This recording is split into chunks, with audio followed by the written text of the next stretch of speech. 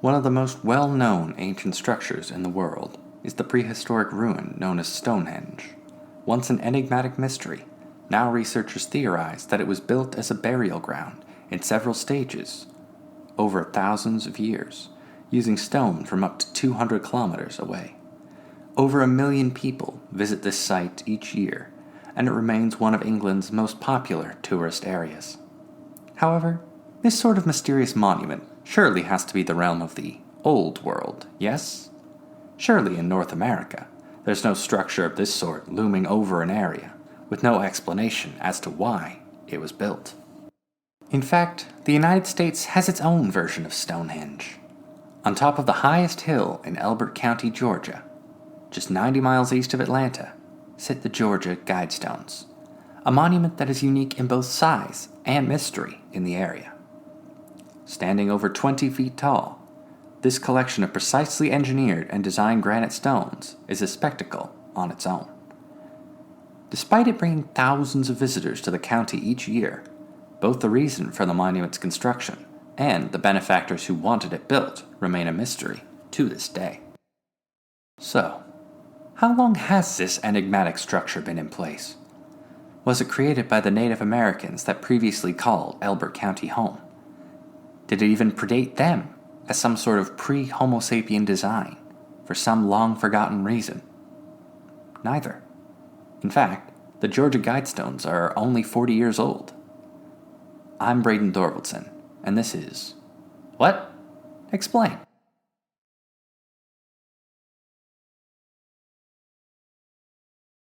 In June of 1979, a well-tailored, gray-haired man walked into the office of the Elberton Granite Finishing Company. He introduced himself to the owner as Robert C. Christian and claimed to represent a small group of loyal Americans who had wanted to build a large granite structure of unusual complexity and wished to hire the Elberton Granite Company to complete the project. Joe Fendley, the president of Elberton Granite, was at first convinced that the man was a kook and tried to get him out of the office by explaining that they don't usually deal directly with the public, and if he were to make an appointment for later, perhaps they could squeeze him in. But Robert Christian would not be deterred, and when he began to explain what he wanted built, Fendley stopped trying to shoo him out of the office and started to pay attention. Both the scope and complexity of the designs that Christian brought with him designed a monument that involved stones larger than any quarried in Elbert County before. Additionally, he wanted them finished and installed to form some sort of giant astronomical instrument. As anyone would when confronted with a very sane-seeming man with an intense desire to build a massive structure that could provide his company with a significant project, Fendley wanted to know what exactly Christian wanted with this design.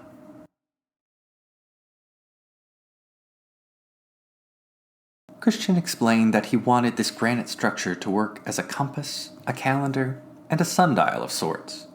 The structure would also need to be engraved in 8 of the world's most common languages, with a set of 10 guidelines, and in 4 ancient languages with a shorter message.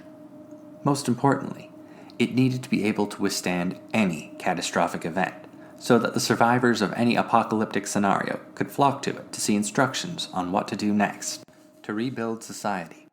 Still not quite sure that Christian was on the level, Fendley tested the man's resolve by giving him a quoted price for the project several times higher than any that Elberton Granite had completed before, explaining that a project of this scope would require specialized equipment and consultants would need to be hired as well. Christian didn't even blink and simply asked when the project could be completed. Taken aback, Fendley stated that it would take 6 months at the very minimum, but he wouldn't be able to start the project unless he had proof that Christian actually had the money to pay for it. When Christian asked if there was a banker nearby that could vouch that he had the money, Fendley sent him to Wyatt Martin, the president of the Granite City Bank. Christian nodded, said he would return when the bank confirmed his assets, and then left the office. When Christian reached the Granite City Bank, Martin was waiting to meet him in his office. Fendley had called Martin ahead of Christian's arrival, warning him that, quote, "a kook over here wants to build some sort of crazy monument," and was on his way over to Martin. But with his neatly trimmed hair and well-tailored appearance, Christian didn't seem to fit the idea of a kook to Martin. Christian's meeting with Martin was quite different from the one with Fendley. The first thing mentioned by Christian was the fact that R.C. Christian was in fact a false name, that the group he represented had been planning the creation of this monument for over 2 decades, and that they wanted to remain forever anonymous. When Christian explained what exactly he wanted to build, Martin was astonished. He took Christian over to the town square, where the city had commissioned a fountain to honor the United States bicentennial. The main feature of the fountain was a ring of 13 granite panels, each one about 2 feet long by 3 feet wide, each representing one of the 13 original colonies. Martin explained that this was the single largest project ever completed in Elbert County, and it was many times smaller than what Christian and the people he represented wanted done. Again, this did not seem to bother Christian, and he promised to return to Martin on Monday, after chartering a plane to look over potential sites for the monument.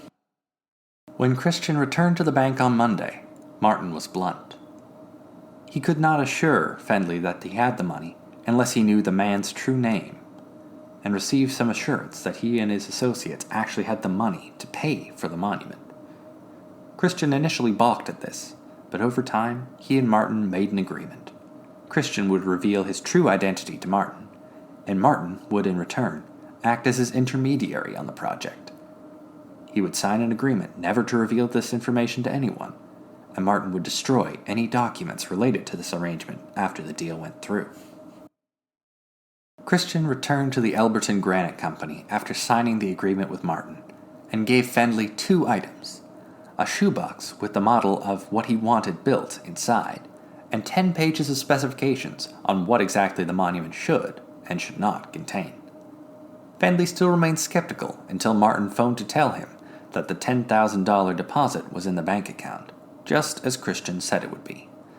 After that, Fendley stopped doubting and got to work. With Fendley and Martin's help, Christian found the ideal spot for the monument, on the highest point in Elbert County, with a view of the entire county from all sides. For $5,000 and grazing rights on the land for his cattle, the owner of the land, Wayne Mullinex, signed the land over to R.C. Christian. With the purchase of the land completed and the money being delivered to the Elbert Granite Company, Christian's business in Elbert County was finished. He made one last visit to the Granite Company's headquarters to bid a final farewell to Fendley, stating that he would never see him again. True to his word, Christian communicated exclusively through Martin from that point onwards. Within a few weeks of the construction beginning, Christian wrote that the deed to the land should be transferred over to Elbert County, leaving the county in charge of the upkeep and protection of the monument when it was completed. Even aside from quarrying the 6 massive slabs of granite that made up the main design, the creation of the monument needed many experts to be brought in. These experts included members of the United Nations and naturalized citizens in the area to translate the 10 guidelines into the required 8 different living languages, to an astronomer from the University of Georgia to ensure that the astronomical designs requested were implemented correctly.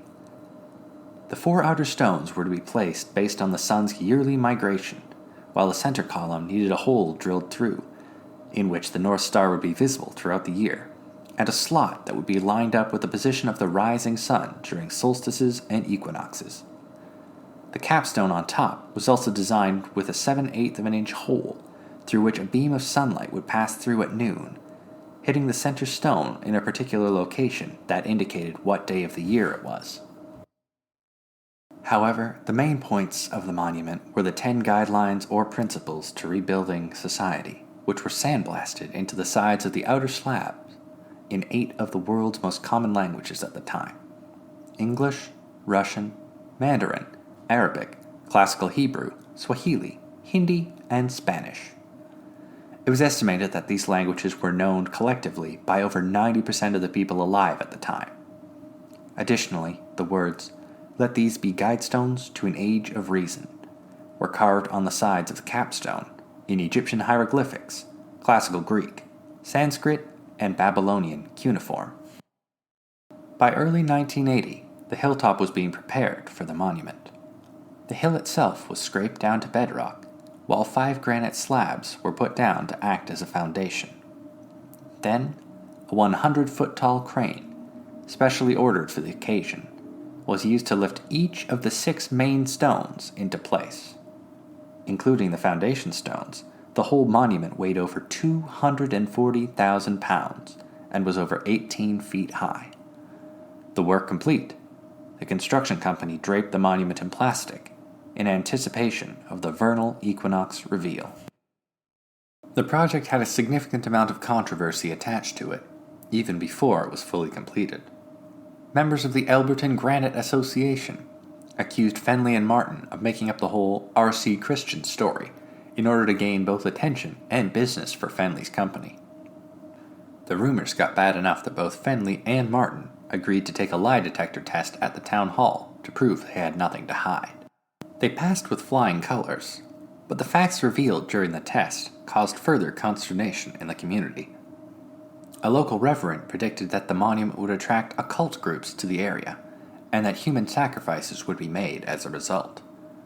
His theory gained some momentum when Charlie Clamp, the man in charge of sandblasting the over 4,000 individual characters into the monument, reported hearing strange music and disjointed voices while he worked.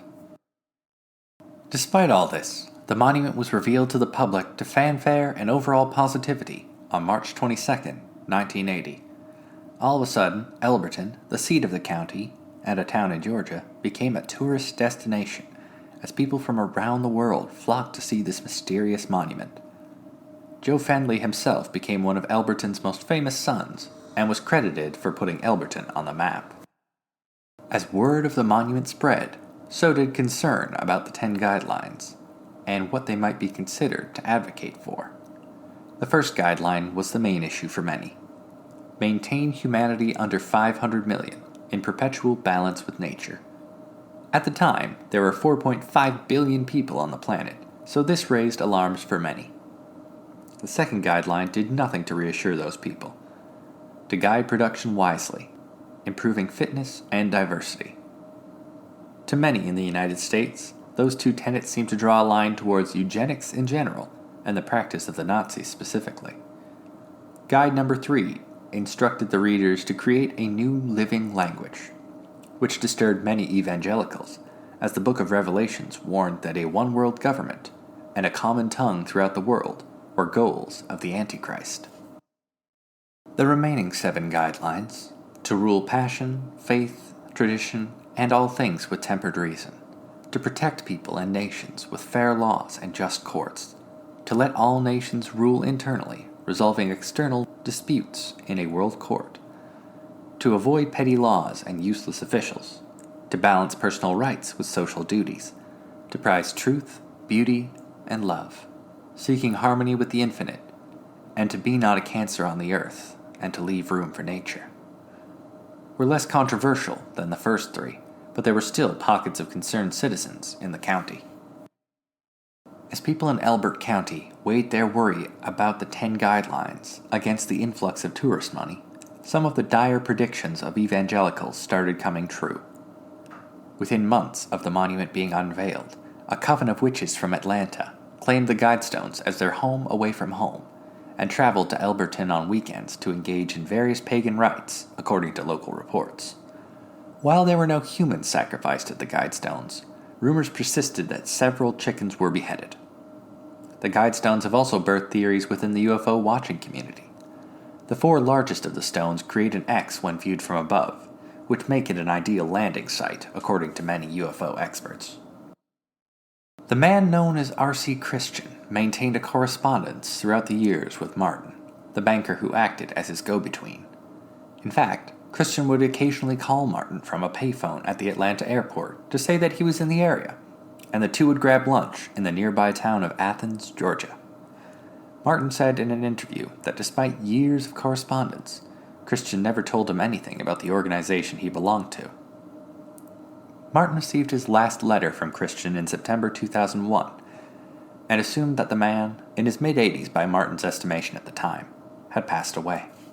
The mystery of the benefactors who sponsored the construction of the Guidestones continue to inspire conspiracies even to this day. There are some that believe that the Guidestones were created as a sort of New World Order 10 Commandments, and that R.C. Christian was a part of a Luciferian secret society, while others believed that Christian and his associates were Rosicrucians, followers of the Order of the Rosy Cross, an organization that claims understanding of the universe and the spiritual realm. However, there's only one man that knows for sure, and he isn't telling. Wyatt Martin remains the one person alive that knows the true identity of R.C. Christian, and potentially about the organization he worked for.